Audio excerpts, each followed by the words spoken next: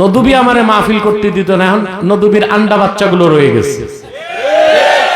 এগুলো বলছে নারায়ে রিসালাত স্লোগান দিলে মাহফিল বন্ধ করে দিবে। বেটা আব্বাস স্টেজে আছে, আয় মাহফিল বন্ধ কর। বেয়াদব কোথাকার।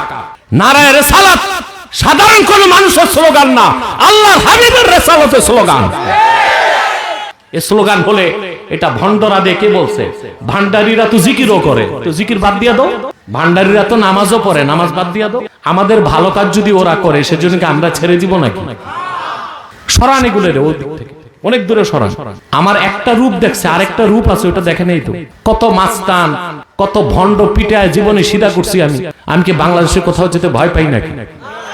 আমি কখনো দেখি না আমার প্রতিপক্ষ হাতি নাকি মাছি, কারণ আমি এটাই জানি আমার তারিখ, নির্ধারিত তারিখে আমার মৃত্যু আসবে। আর কখনো আমার মৃত্যু হয়তো বা হসপিটালে হবে না, হয় রাজপথে হবে, নয় স্টেজে হবে।